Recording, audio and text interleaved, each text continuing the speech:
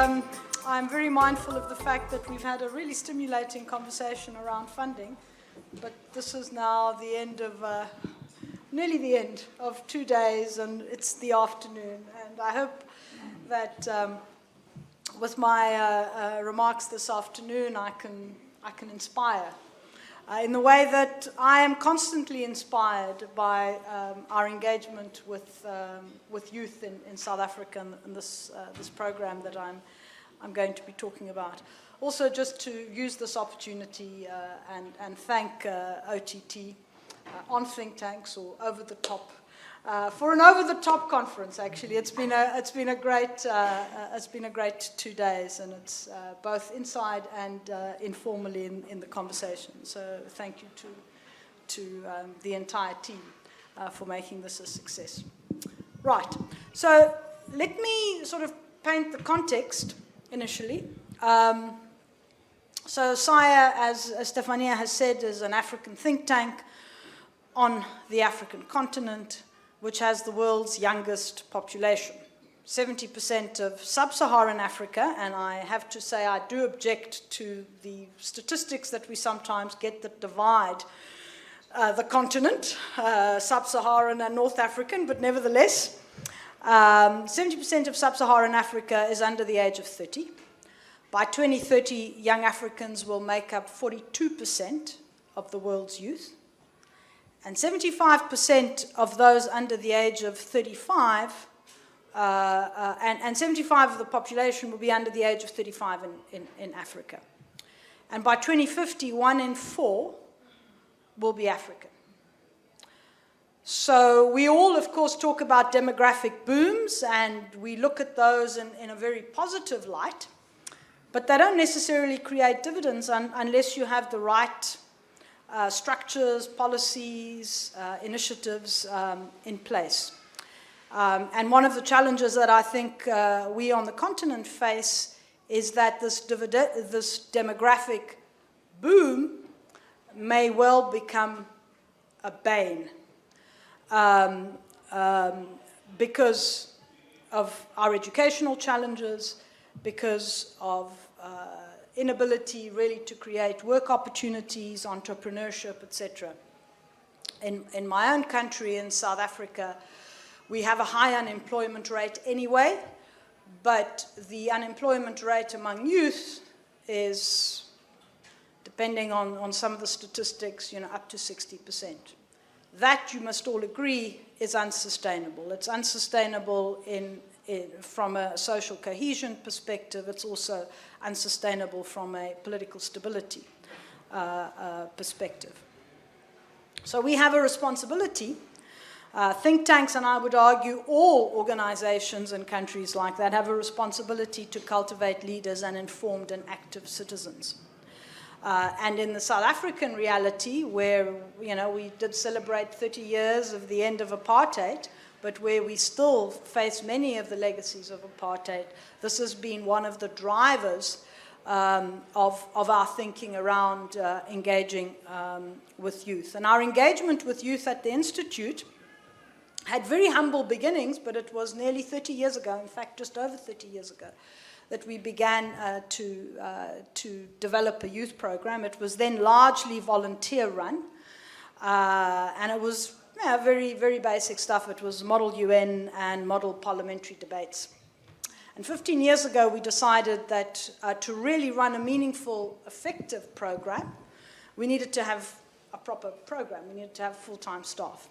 And so in the period since then, the program staff have grown. We now have 5, more or less, full-time staff.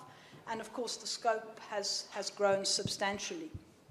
It's no longer just a model UN program, and its objectives have also shifted, and I'll talk a little about that. Hold on, I think this will be better like that in the course of the presentation. And it's really, I think if I were to summarize what we've tried to do, is we've worked on cultivating partnerships with schools, with universities, with civil society organizations, with government, with funders, international organizations. We have tried to build up a pipeline of activities that build on the skills that you learn in the previous phase and the previous activity. And we've also tried to build up a network of people who've been involved for a long time. So this is not about every year we do something different and we engage with a different group of youngsters. This is really about seeing some of these youngsters really move up from sort of starting in high school when they were 15 and moving all the way up to now being sort of 25, moving into their own professional careers and so on, and still actually wanting to remain engaged. And so when we started this as a properly run program, we thought it was so important in the context of South Africa that through the Model UN, we teach critical thinking skills, we teach youngsters how to research, how to analyze, how to speak in public, how to work together in teams, right? After all, that was what the Model UN was all about.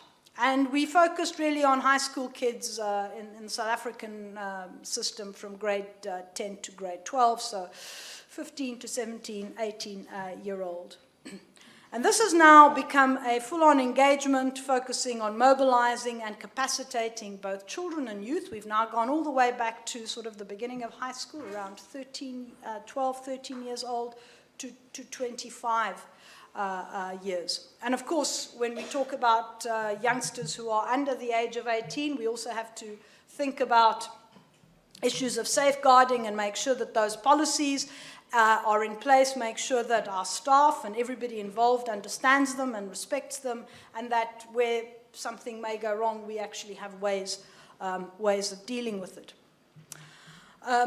The objective has obviously been to make youngsters, young people, active citizens, but to participate effectively in decision-making. So on issues that really affect them directly. And when we started this project, we realized, lots of organizations, lots of people simply want to be able to say, well, we had a conference, we had a consultation, we invited 2 young people, and so tick the box, we've consulted with the young people and we've consulted with everybody else. But we all know that that's pointless, right?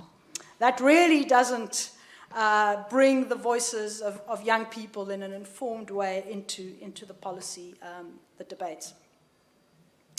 And so what we have done as part of this process, and this is really the incremental steps, and we have learned as we've moved along, is how do we work with the young people to co-create both the way and the themes that we focus on in the respective projects that we undertake, how we engage policymakers, how we advocate.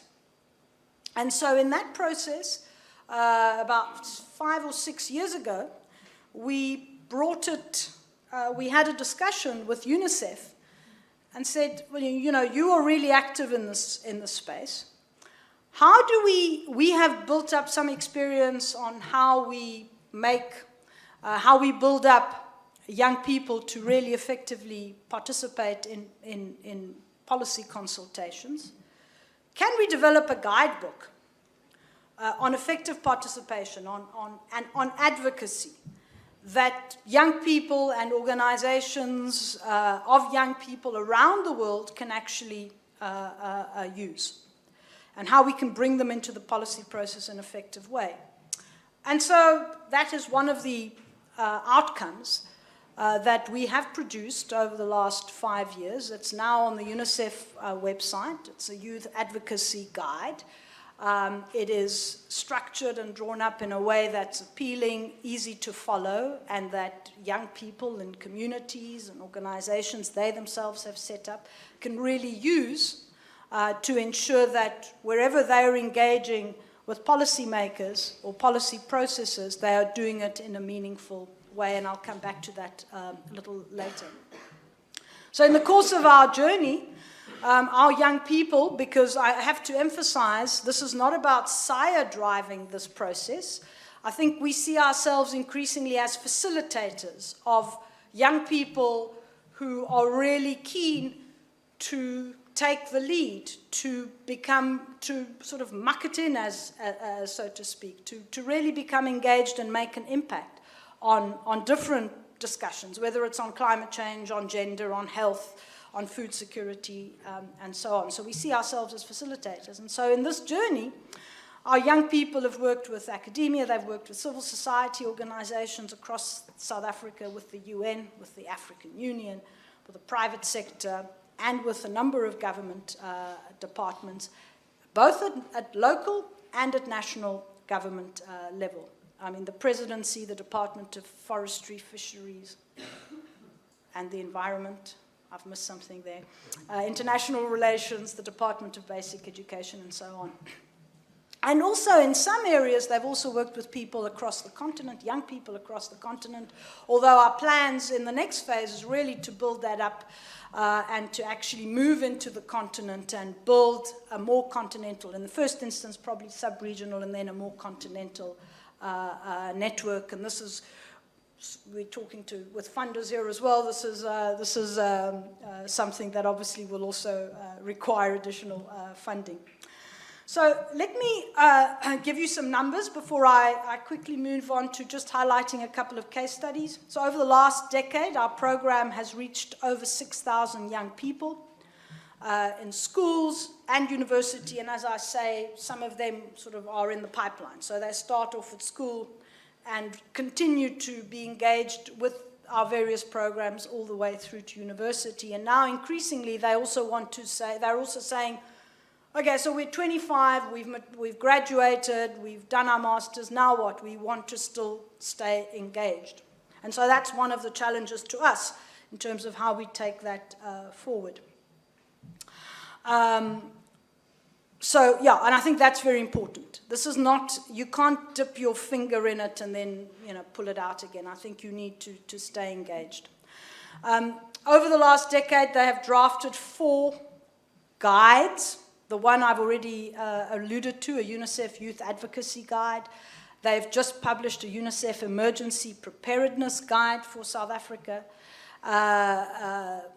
Over 1,000 young people came together under the auspices of SIA to draft the South Africa Youth Climate Action Plan, which was handed over to the Department of Environmental Affairs. They have done the same thing for a gender action plan, and they actually represented not only schools but universities and communities and organizations on the ground, over 150. Working together, I mean, it's quite a task. Anybody who's negotiated with 150, 180 countries knows how difficult it is. So here you have 1,000 young people and 150 organizations. I mean, that's a skill that will probably stand them in very good stead in future. In 2017, the first Youth at SIA, as we call the program, person attended COP as part of the official South African Party delegation to the climate COP. And that has been one of the case studies that I'm going to refer to. That's been a consistent outcome where until last year, 3 or 4 or 5, depending on both funding, but also the capacity within the delegation of actually being part of working groups and part of the formal South African engagement on many of the climate discussions. And I have to say, I've sat in on some of these conversations, and I sometimes am in complete awe of what they know and how they're able to engage. We've had 14 youth podcasts. Youth Tell All. I think you can find it on all sort of credible podcast platforms, where young people share the stories where they take action to create more sustainable, inclusive, and equitable futures within their communities. And what this has all done in the course of the last decade or so is really to also make us think a little bit more, I suppose, strategically about how we group the various types of engagements that we've had with youth and the community. So we've gone through various phases. until very recently, we were talking about running 7 parallel programs. We have now sort of reduced them, and we're saying we're really talking about 3 things here. The first thing we're talking about that we're trying to build is capacity building and skills development. We're enabling young people at the very basic level to actively participate in international relations and public policy across the board. We use model UN processes for that. We do use model legislature for that, and those are really the foundational building blocks for a more active civic engagement. So negotiation simulations, research. We also introduce external stakeholder engagement at that level. The second phase is policy engagement. So that's the next step. You're moving up the hierarchy, where youth are beginning to engage really very directly in actual public policy matters. It's understanding what is a statement, what is a declaration. If you want to do something about the absence of toilets in your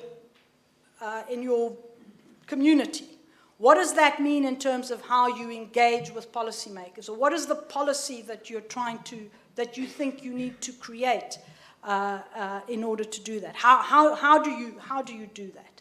And we've created, and this is not we, I suppose, I keep saying we, but it's really, a lot of this has been a bottom-up change in the way in which we run and organize these. So we, at the initiative of young people who were now sort of had gone through 6 or 7 years of engagement with our program, and who were now 18 or 19 or 20, were saying, well, we want to establish a youth policy committee, which can cover a whole range of issues that we think as young people are important.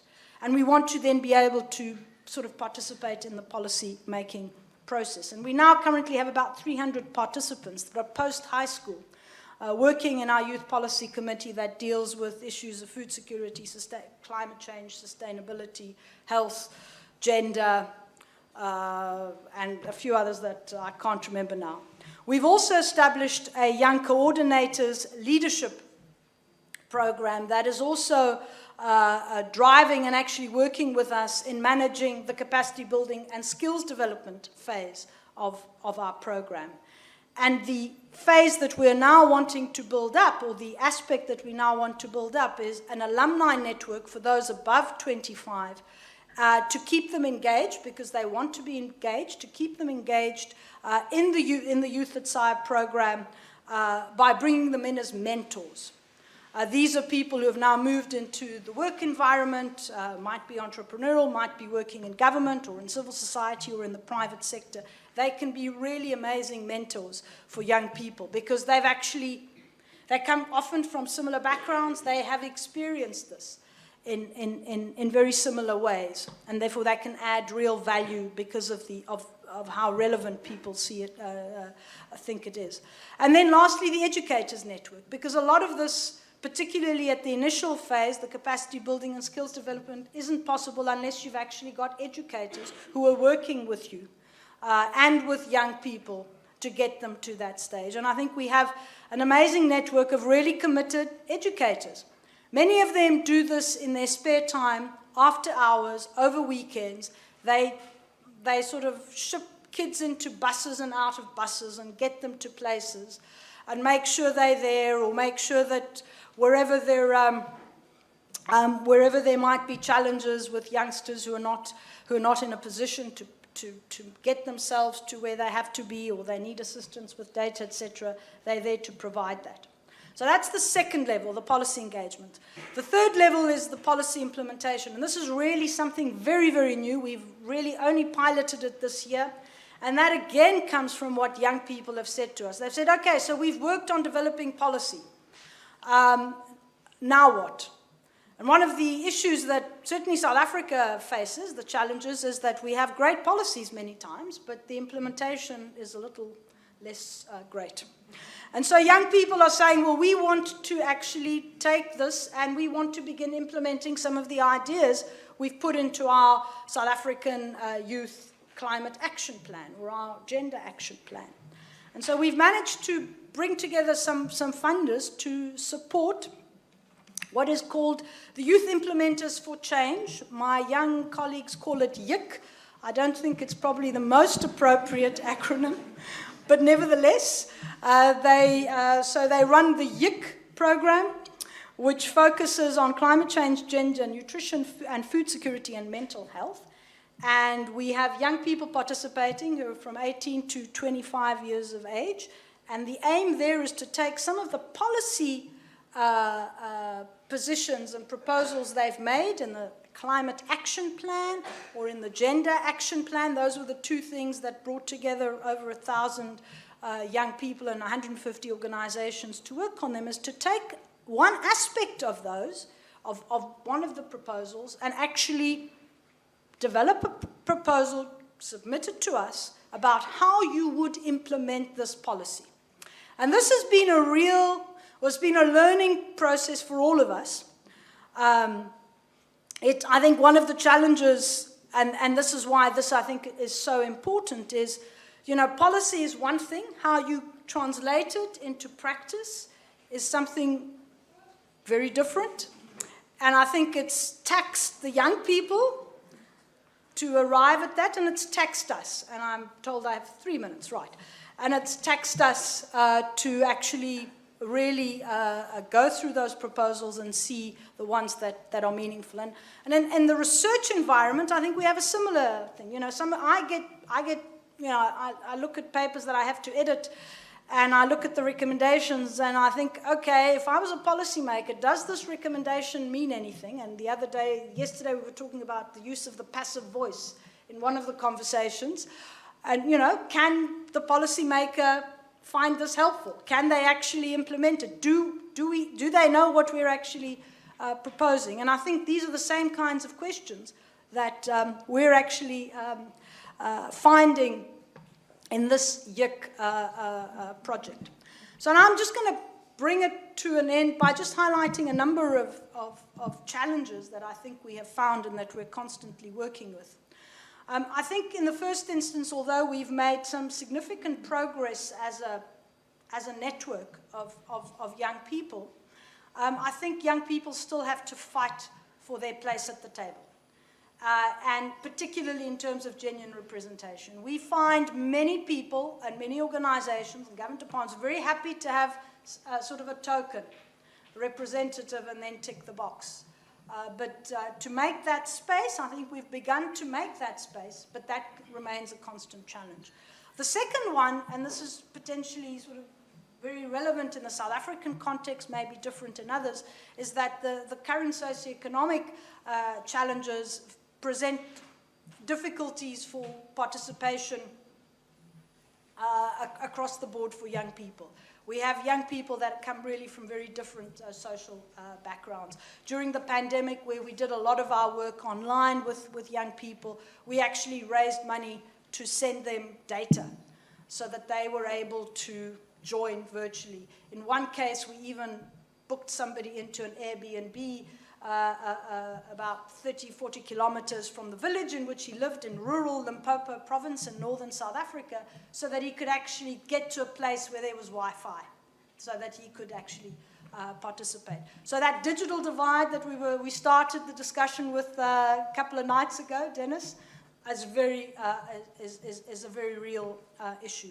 The third one is obviously the divide, and it's related to the second, between urban and rural. A lot of our youngsters are urban kids, urban young people. And we also have the apartheid legacy of more well-endowed and less endowed schools. We've gone out of our way to make sure that a lot of the formerly disadvantaged schools and young people are represented, and I think we have seen amazing results in that process. And again, partly and largely, I would say, as a result also of the committed young people as well as their teachers. Another one is the issue of language. South Africa is a country with 11 languages. English is probably the lingua franca, but that doesn't mean that we all speak it as fluently and are able to express ourselves in the best possible way. And so that's been a challenge, particularly for people from more disadvantaged backgrounds. And then, of course, another issue, which is how do we get the material that we're producing out to the communities. And so with some of these both the climate action and the emergency guides we've produced, we've actually begun to translate them into a couple of the other official languages. The fourth and the fifth point, and then I will end here, is really that it's also an interesting challenge to deal with young people from different backgrounds, different beliefs. So on the gender issue, for example, discussion around LGBTQI. I don't know if I've got it, yeah. So I don't know if I've got the acronym all in the correct order. And so what that teaches us is how do you, and teaches the young children, young people, including us, is how do you navigate these difficult issues in a way that retains inclusivity and sort of peace, I suppose. And then lastly, really the importance of and the difficulty of making the link between policy and projects, actual initiatives on the ground. And that's, I think, where the Youth Implementers for Change really creates a number of really great opportunities to take that forward. I'll stop there.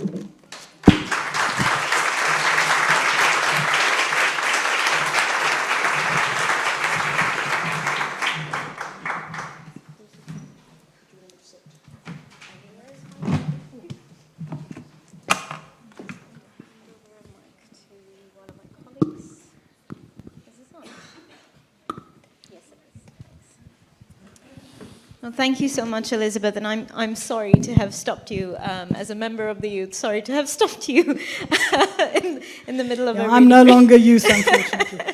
No, but I mean, your speech was really great because I think it showed us two perspectives. It showed us in a very real sense, rather, the spaces that you've created, the platforms that you've created to empower young people, not just a ticking a box exercise, like you were saying. And then the second that you showed us is that it's not just about us trying to empower young people. When we say young people, sometimes that's a label that people think about as, oh, young people are a bit inexperienced. But you showed us really how we can also learn from those perspectives and from those voices, so thank you for that. I want to take maybe two very quick questions. Oh wow, okay, eager hands. I'm going to take two very quick questions, and then I'll let you respond if that's okay. So maybe Sona first. Thank you, Elizabeth. Thank you, Elizabeth. That was amazing, the kind of work that you're doing. I have a very quick question, a clarificatory one. You said the number is 6,000, and I just wanted to understand, is there a gender composition to that? And second, I wanted to ask that you talked about the social backgrounds, the different social groups that they come from. What is the educational background, the disciplinary backgrounds? And 18 to 25 is an age where they're also getting into the world of work. And what kind of work are they pursuing? What is the kind of profession that they're pursuing? Is this making a change in their decisions from the educational background that they're coming to and getting into policy engagement? Thanks, Sona. We'll go quickly here. If you could keep it to 30 seconds or so, that'd be really helpful. Let me talk really fast. Thanks. So how do you fund this? Have you done any kind of traces study or any kind of follow-up on your participants? And I hate to say this, but particularly with the control group, in terms of outcomes of these groups. And I ask because this is something that is very close to the work that we're doing at Capri in terms of engaging youth and doing research on youth. Thanks so much. Okay. So yeah, the gender composition is very skewed. It's 75% young women. So it's very skewed. And that, I have to say, is also a problem. Okay, but it's about, I think it's about 75%. The educational background, well, certainly these are young people. The ones in high school are, completing their high school education, all the way through to grade 12. Grade 12 is the last year, so many of them are less involved in grade 12 because they're writing their matric exams, what we call the end of school exams. And then when they matriculate, many of them go to university, and so they remain involved. Well, in fact, even when they don't go to university, many of them have remained involved because it has generated an interest. And it's not necessarily only an interest in sort of a particular issue, but really in being active, in being activist in the policy making environment. Some of them have established their own NGOs. There is an amazing young woman who has established an NGO related to creating greater awareness around menstruation and the challenges that we face. There are others who move into interesting spaces like design, but are actually working with us in helping the communications dimension of our work. And are actually also very active in the youth policy committee. Some of them are still students if they're doing postgrad work or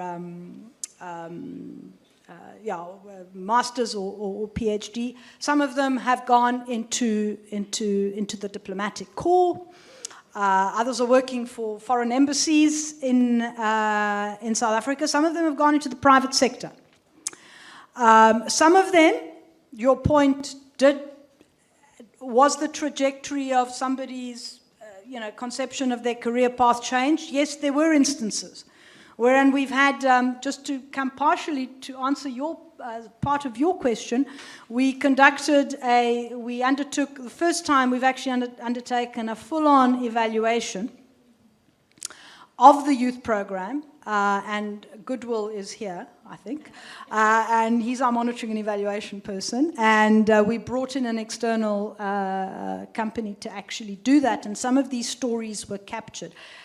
It wasn't, with all of these, you can't be as extensive as you would like to be, so we haven't necessarily captured all of these stories, but there was one, if I recall, where the person was interviewed. We also couldn't interview everybody we wanted to necessarily, but actually made that point very strongly, that they began their involvement in Model UN, and then worked all the way through. They're now part of the Youth Policy Committee, and it was that exposure that actually got them interested in international relations and climate change, and so on, or in women's issues. One of the people who now works for a foreign grant-making agency is their lead on climate. She sat in on some of the, she was part of the official South African delegation in the climate change discussions.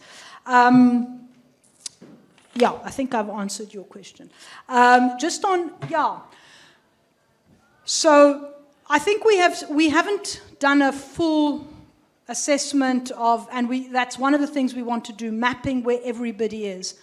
That we see as part of our alumni network next stages that I've alluded to. We do know some of the stories because people, particularly ones who are now, this program is running for 15 years. If you've been involved since you were 17 or 18, you're now in your 30s. Some of them are working at the UN, for example, in similar programs, and are now actually giving us, to answer your funding question, actually giving us grants to do some of the work that they were involved in and were funded to do. Funding, diverse funding from international organizations, but also from embassies in South Africa, and to some extent, a few years ago, some support from the South African private sector, but I think they could probably do more. But yeah, so funding hasn't necessarily been impossible. You know, it's always difficult. You know, you always got to make the case. But there is funding there, particularly given the importance of youth in South Africa. I mean, everywhere, but the importance of youth in South Africa. I think on outcomes, certainly in terms of what... So there are two dimensions to this. There is what do individuals... Where do individuals end up? How does it affect individual lives? And I think some of the stories also in the podcasts actually give an indication of how they become really active in their communities.